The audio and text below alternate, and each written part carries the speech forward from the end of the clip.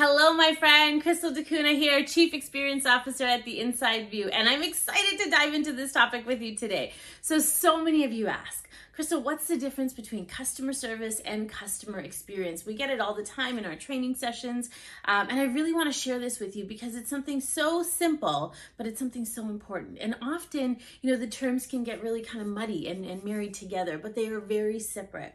So we'll dive into really what the difference is, but also I want to talk about the difference between the service that we're delivering now and the experience that we're delivering now compared to what the expectations of our customer are. All right, so before we dive in, go ahead and let me know in the comments, my friend, are you watching this on live? So hashtag CX Live or hashtag CX Replay. Go ahead and let me know in the comments. And I'd also love to know where in the world you're watching from. Go ahead and let me know. All right, let's dive in. There was a phenomenal survey study done by Qualtrics not too long ago. And this study really created a stat that allowed us to be able to see the difference in the experience gap. And so the study talked about the fact that 80% of CEOs believe they deliver a superior customer experience, yet only 8% of their customers agree. And all my friends in the CX world, you know this stat well because we talk about it all the time. But for those of you who, maybe aren't so well versed in CX and customer experience design, this is a stat you really want to be able to plaster everywhere and understand how powerful this is and how big that gap is. And so if you think about it, 80% of CEOs believe they deliver an outstanding, I'm wrong. The word was superior. 80% of CEOs believe they deliver a superior customer experience, and only 8% of their customers agree. And so clearly there's a big gap there. And so, what does a superior customer experience really look like? And so let's back it up a little bit and talk about the difference between customer service and customer experience.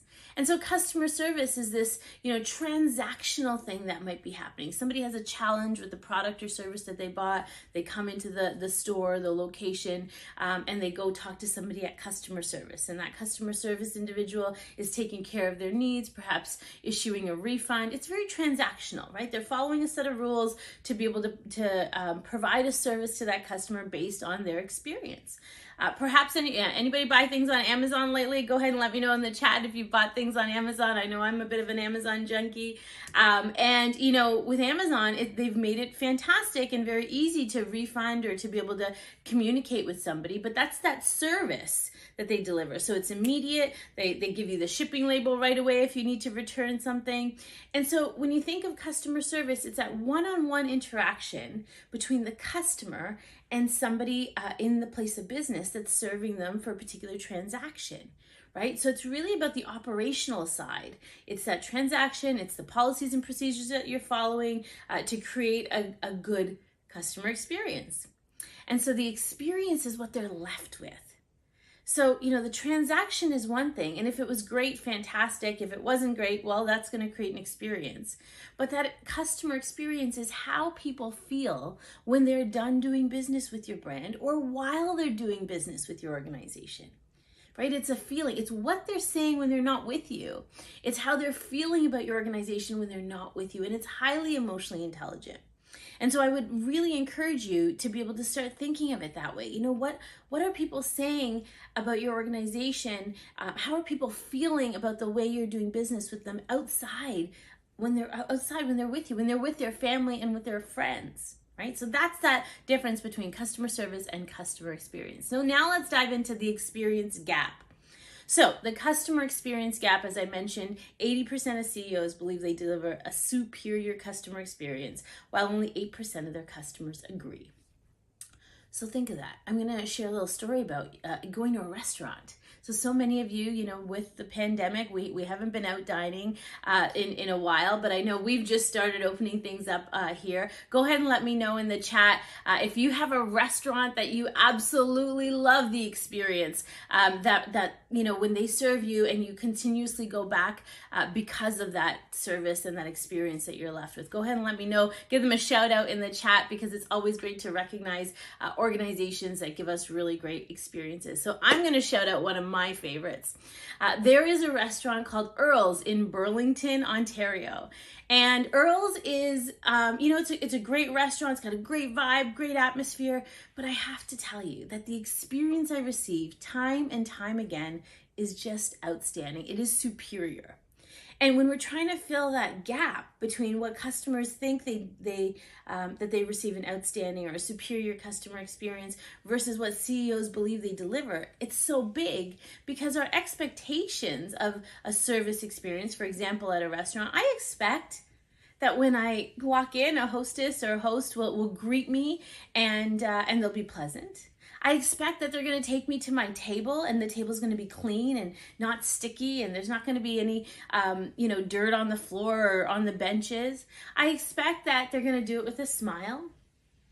I expect that when the server comes to the table, they're going to, be pleasant and kind, and that they're going to ask me what I'd like to order, but perhaps even suggest something. I also expect that the food that I order, they're going to pay attention to my requests and that the food's going to, arrive the way I asked for it. And also, hot and the plate will be clean and it'll be served properly. I expect that, during my dining experience, the table will be maintained. So, if I need extra things, they're going to be able to identify that. I expect that if the table's getting messy, when you have appetizers and entrees, you can get extra plates. Somebody's going to come and clear those. I also expect that, at the end of my dining experience, I'll be invited to have dessert because I love dessert or, coffee, tea. And then perhaps I'll get the bill in a timely manner, not too rushed, yet not too slow. And then I expect that transaction will be, seamless, that everything will work in terms of the POS system. And then I expect to have a goodbye when I leave, right? These are our basic expectations of a service experience when we're dining at a restaurant. And so what makes it superior? Because 80% of CEOs believe they deliver a superior customer experience. Well, let me share with you a restaurant, like I said, Earl's in Burlington. It is by far superior. Because when you walk in, of course, the hostesses and the hosts are kind and sweet, but they're always that little bit extra.